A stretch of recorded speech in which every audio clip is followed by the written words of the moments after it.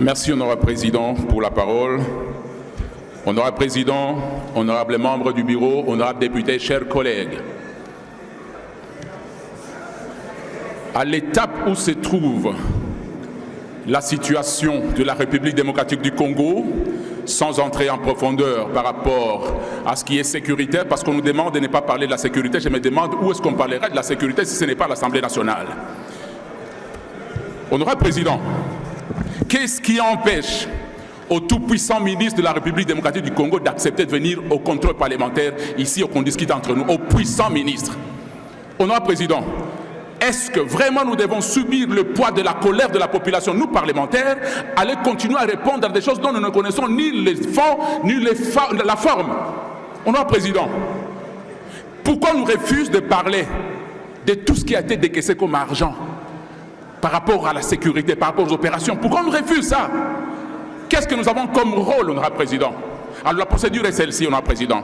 Au lieu de tout le temps continuer à énerver l'opinion, parce que je vous dis sincèrement, si vous n'avez pas l'idée, nos débats commencent à énerver l'opinion lorsque nous parlons de l'état des sièges, honorable président.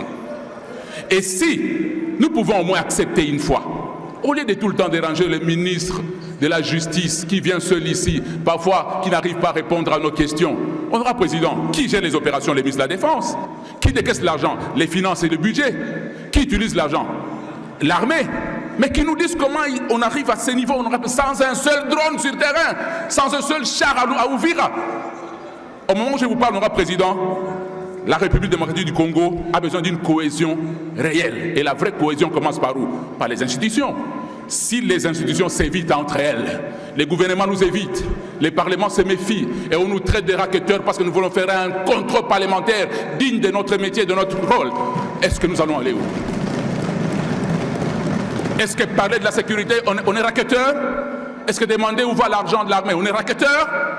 Et si on demande d'arrêter tel ministre qui est impliqué dans le détournement de l'argent papa, ils vont nous retrouver à Kinshasa. C'est ce que je vous dis. À la ligne où nous sommes. Et nous ne sommes pas d'accord. Le peuple est prêt. L'armée est prête. L'armée est puissante. Mais l'armée n'a pas... Non, je ne vais pas dire ça au micro. Alors je termine par ceci, honorable président.